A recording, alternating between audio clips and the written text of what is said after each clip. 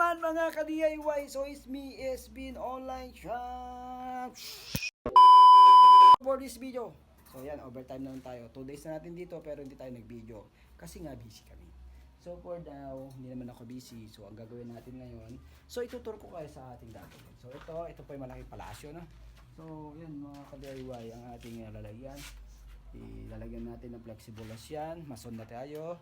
And electrician. And then yan ang nagawa natin kagabi. So naka-on ba? So naka-on siya. So yan, ito pa. So lalagyan din natin yan mamaya. Yan, titiktikan ko yan. Yan. Then ito po yung palasyo nila, no?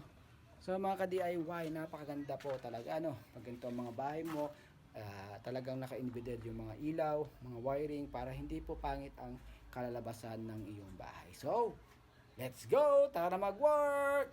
Go! Kasi yun, yung artista na yung sabi niya sabi niya, di ba? Mi! Ano sabi niya? At mga ka-DIY, so tapos na natin, no? So nilagay na natin yung kaninang binidyo ko sa inyo. And then may saksakan na siya, no? Saksakan na, yan, nailaw natin. Saksakan na. So yan, meron na rin na saksakan. So yan. Saksakan na. Ay, may switch na. So may switch na rin. So overtime tayo, alas 9 na po, mag-alas 10 na. So dito naman tayo. Pero may switch na rin. So hinihintay na lang natin yung palitada mga ka-DIY. So yan.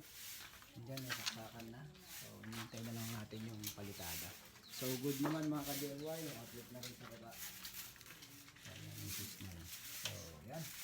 And then lalagyan na lang natin ng blank plate. Sa mga ka-DIY, sa mga gusto pong magpagawa, no? So sa gabi lang talaga kami gumagawa sa hapon kasi napakainit po sa umaga. So yan lang ang ating video mga ka-DIY. Thank you for watching. Mama, bye-bye na.